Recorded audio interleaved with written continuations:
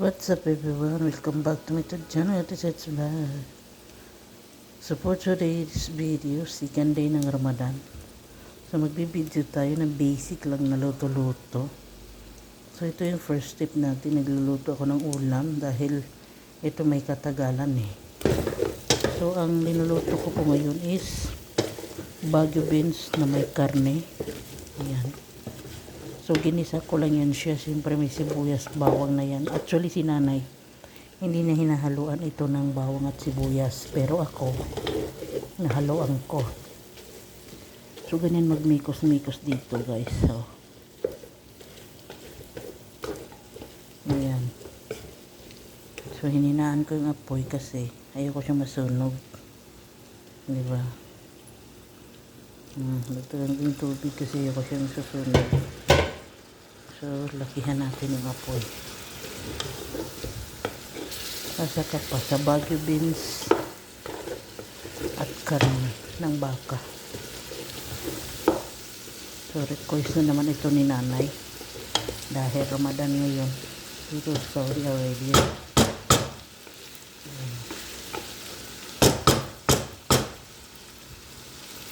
Kasi maya konti, halo na natin yung ating giniling na tomato. Ayan. So, tomato po yan siya. Giniling ko lang. Lagyan ko ng konting sugar. Tapos, meron siyang tomato paste. So, actually guys, matagal ang proseso nitong igisa. Ang gusto kasi ni nanay is durog o like ganyan o.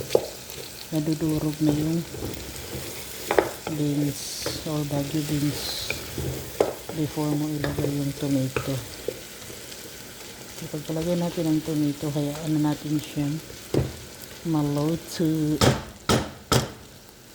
So, hindi na natin ito hintay maluto dahil matagal ang proseso nito eh. So, lagay ko na ito. Ayan.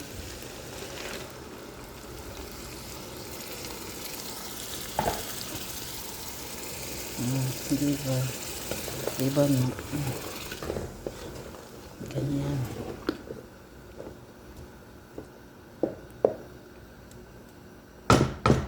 So dito kasi guys, masilan si nanay pagdating sa food.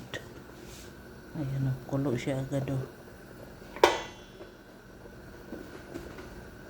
Diba? So naglagay lang ako ng asin.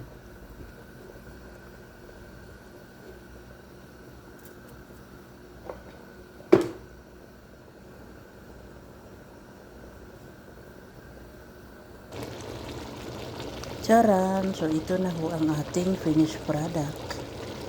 Ayan. Diba? Parang kaldereta lang.